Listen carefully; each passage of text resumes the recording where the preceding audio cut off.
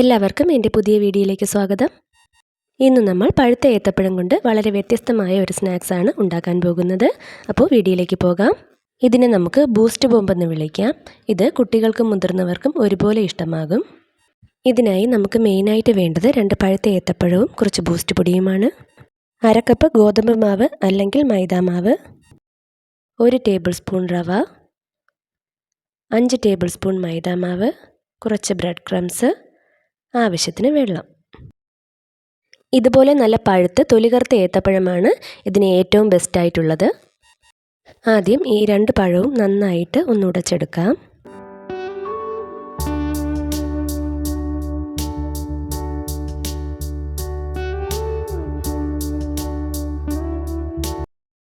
പഴം നല്ലതുപോലെ ഉടച്ചെടുത്തിട്ടുണ്ട്.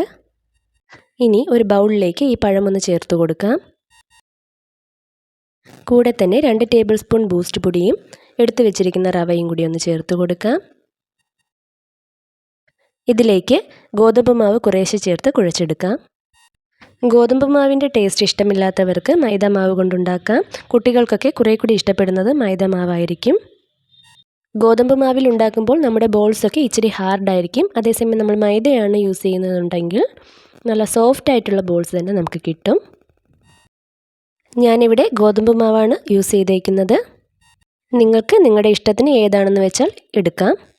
ചപ്പാത്തി മാവിനേക്കാൾ അല്പം ലൂസായ എന്നാൽ ഒന്ന് ഉരുട്ടാൻ പറ്റുന്ന രീതിയിലായിരിക്കണം ഈ മാവ് കുഴച്ചെടുക്കേണ്ടത്. നിങ്ങൾക്ക് മധുരം കുറച്ച് കൂടുതൽ വേണമെന്നുണ്ടെങ്കിൽ 1 ടേബിൾ സ്പൂൺ പഞ്ചസാര കൂടി ഈ സമയത്ത് ചേർത്ത് കൊടുക്കാം.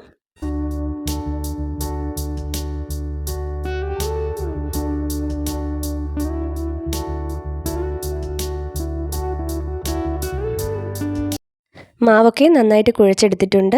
ഇതായിരിക്കണം ഇതിൻ്റെ പരുവം. ഇനി ഒരു ബൗളിലേക്ക് കുറച്ച് ബൂസ്റ്റ് പൊടി എടുത്തിട്ടുണ്ട്. ഇത് ഫില്ലിങ്സിന് വേണ്ടിയിട്ടാണ്. ഇനി നമുക്ക് ഇതെല്ലാം ഒരു ചെറിയ നാരങ്ങയുടെ വലിപ്പമുള്ള ബോൾസായിട്ട് ഉരുട്ടിയെടുക്കാം. കയ്യിൽ ഒട്ടിപ്പിടിക്കാതിരിക്കാനായിട്ട് ഒരല്പം എണ്ണയോ വെള്ളമോ ഒന്ന് തടവിയിട്ട് ഇതെല്ലാം ഒന്ന് ഉരുട്ടിയെടുക്കാം.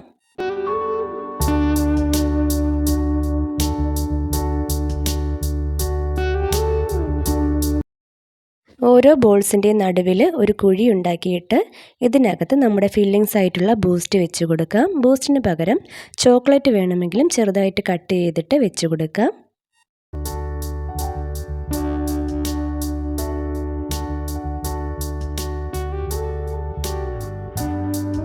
ഇതുപോലെ എല്ലാ ബോൾസും ചെയ്തെടുക്കാം.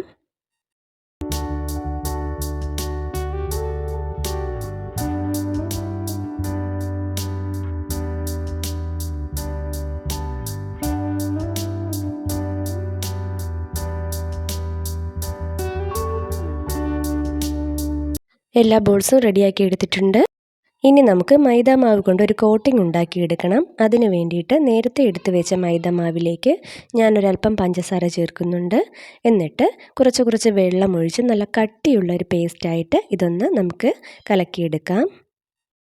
പഴംപൊരിയുടെ മാവിനെക്കാട്ടി നല്ല കട്ടിക്ക് വേണം ഇത് കലക്കിയെടുക്കാനായിട്ട്. എന്നാലേ ഇത് നമുക്ക് ബ്രെഡ് ക്രംസിൽ റോൾ ചെയ്തെടുക്കാൻ പറ്റത്തുള്ളൂ.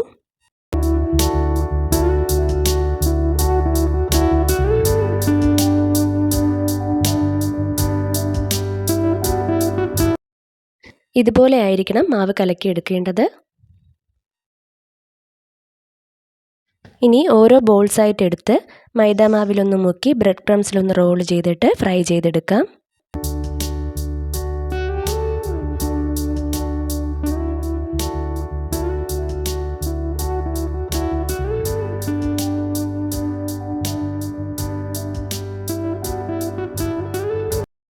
തീ കൂട്ടി വയ്ക്കരുത്. എണ്ണ നന്നായി ചൂടായതിനു ശേഷം ലോ ഫ്ലെയിമിലേക്ക് ഇട്ടിട്ട് വേണം ഇതൊന്ന് ഫ്രൈ ചെയ്തെടുക്കാനായിട്ട്. തീ കൂട്ടി വെച്ചാൽ ഉൾഭാഗം വെന്ത് കിട്ടത്തില്ല. നല്ലൊരു ഗോൾഡൻ കളർ ആകുന്നത് വരെ ഒന്ന് ഫ്രൈ ചെയ്തെടുക്കാം.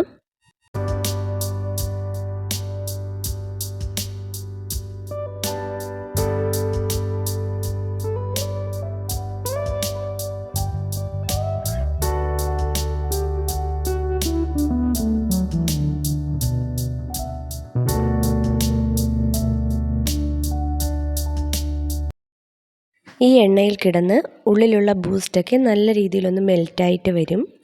നല്ലൊരു ചോക്ലേറ്റ് ഫ്ലേവറാണ് ഇത് കഴിക്കുമ്പോൾ നമുക്ക് കിട്ടുന്നത്. അതുകൊണ്ട് തന്നെ ഇത് കുട്ടികൾക്കൊക്കെ ഒരുപാട് ഇഷ്ടമാകും. ഗോതമ്പ് ഇഷ്ടമില്ലാത്ത കുഞ്ഞുങ്ങളാണെങ്കിൽ അവർക്കിത് മൈദയിൽ തന്നെ ഉണ്ടാക്കി കൊടുക്കണം. ഇവിടെ ബൂസ്റ്റ് ബോംബ് എല്ലാം റെഡി ആയിട്ടുണ്ട്. ഇതെല്ലാം ഇനി നമുക്ക് കോരി മാറ്റാം. ഒരെണ്ണം മുറിച്ച് കാണിച്ചു തരാം. കണ്ടോ, ബൂസ്റ്റ് എല്ലാം നല്ല രീതിയിലൊന്ന് മെൽറ്റായി വന്നിട്ടുണ്ട്. ഇത് കുട്ടികൾക്കൊക്കെ ഒരുപാട് ഇഷ്ടമാകും. എല്ലാവരും ട്രൈ ചെയ്ത് നോക്കുക. അഭിപ്രായങ്ങളൊക്കെ അറിയിക്കുക. മറ്റൊരു വീഡിയോയുമായി വീണ്ടും കാണാം. Thank you for watching.